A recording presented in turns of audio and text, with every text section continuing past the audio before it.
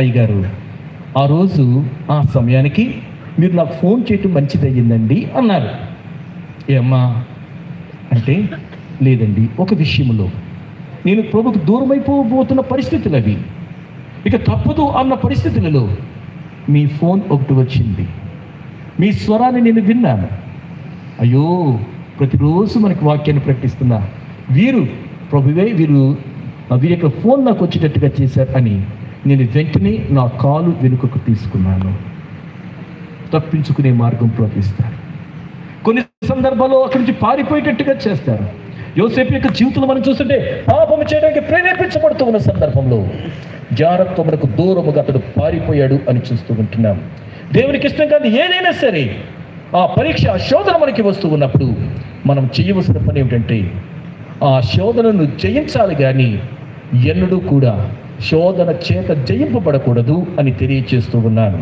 యేసు ఒక్కడే మిగిలెను. దేవునికి స్తోత్రం చెల్లించండి. యేసు ఒక్కడే మిగిలెను అంటే యేసయ్యే పరిశుద్ధుడు. రెండవది, యేసయ్య ఏమన్నారు?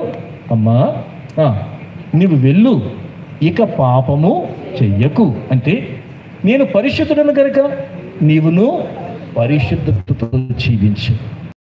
తీర్మానం నుంచి వెళ్ళాలి. నా ప్రభు పరిశుద్ధుడు కాబట్టి నేను పరిశుద్ధతతో జీవించాలి. క్రీస్తు యొక్క సారూప్యములోనికి మనం ఎదిగిపోవాలి. దేవుని చెల్లించండి. ఎలా ఎదగాలి? క్రీస్తు యొక్క సారూప్యములోనికి వెళ్ళాలి. ఎవరు చేస్తారు ఈ పని? ఎవరు ఈ పని చేస్తారు? ఎవరు ఈ పని చేస్తారంటే వాక్యము, పరిశుద్ధాత్మ దేవుడు. దేవునికి స్తోత్రం చెల్లించండి.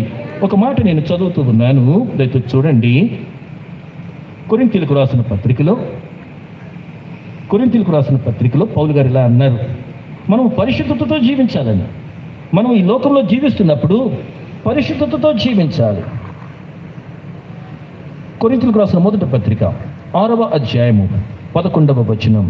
6:11 మీలో కొందరు అట్టివారై ఉండిరి. చాలమ్మా, మీలో కొందరు అట్టివారై ఉండిరి. ఎట్టివారై ఉండిరి అంటే ముందు ఒక జాబితా మనకి కనపడుతూ ఉంది. చూడండి, ఆ ముందు జాబితాలో ఏమనుందో తెలుసా? అన్యాయస్తులు దేవుని రాజ్యమునకు వారసులు కారు అని మీకు తెలియదా? మోసపోకుడి, జారులైనను, విగ్రహారాధికులైనను, వ్యభిచారులైనను, ఆడంగితనము గలవారైనను, పురుష సంయోగులైనను, దొంగలైనను, లోబులైనను, త్రాగుబోతులైనను, దూషకులైనను, దోచుకుని వారైనను దేవుని రాజ్యమునకు వారసులు కానెరరు. మీలో కొందరు అట్టివారై ఉంటిరి. ఈ మాటలు చదువుతుంటేనే గుండె మనకి భయమేస్తూ ఉంది. మీ వస్తూ ఉంటుంది, అలిగి వెళ్ళిపోయిన ఎంపీటీసీ గారు అని వస్తూ ఉంటుంది, అలిగి వెళ్ళిపోయిన ఎంపీటీసీ గారు అని వస్తూ ఉంటుంది. ఏంటి ఎందుకు వెళ్ళిపోయారు అంటే కింద రాస్తాడు, నా పేరు పైన ఎంపీటీసీ గారి పేరు వేశారు, నా పేరు క్రింద వేశారు, లేకపోతే జడ్పీటీసీ గారి పేరు లేదు అనేదో మనం చదువుతుంటాం. నా పేరు కావాలి అంటూ ఉంటారు. కానీ ఒక పేరు ఉంది, అన్ని నామముల కంటే పై నామం. ఎంతమంది ఎన్ని పేరున్నా నాది ముందు నాది వెనుక నాది ముందు అంటుంటే ఎన్ని ప్రక్కన పెట్టండి, కానీ ఒకే ఒక్క పేరు. అన్ని నామముల కంటే కూడా పైనామం యేసు పరిశుద్ధ నామం. యేసు నామము అది పూజింపదగిన నామం. యేసు నామం పరిశుద్ధ నామం అని కీర్తనాకారుడు అంటూ ఉన్నారు. ఇటువంటి పరిశుద్ధ నామం నిన్ను నన్ను ఏం చేయగలదో తెలుసా అండి? పరిశుద్ధపరచగలదు. దేవునికి స్తోత్రం చెల్లించండి. ఇంకా దేవునికి స్తోత్రం.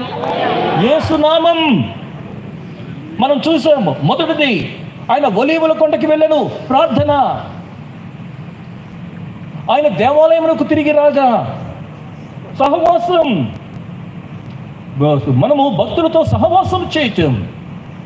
ఆయన కూర్చుండి బోధించుచుండెను వాక్యం. ఇప్పుడు మనం చూస్తున్నాము, యేసు ఒలీవల కొండకు వెళ్ళెను. 4వది, యేసు నామం నిన్ను పరిశుద్ధపరచగలదు. దేవునికి స్తోత్రం చెల్లించండి. ఆయన పరిశుద్ధుడు. నేను చేసే పని ఏమిటి తెలుసా? చాలా సందర్భాల్లో అలా తిరుగుతూ ఉంటాను. నేను మా ఇంటి దగ్గర తిరుగుతూ ఏదైనా చిన్న సమస్య వచ్చిందనుకోండి, నా ప్రభు నాకున్నారు, నా యేసే నాకున్నారు, యేసు యేసు యేసు యేసు యేసు అంటూ తిరుగుతూ ఉంటాను. కొన్ని సందర్భాలు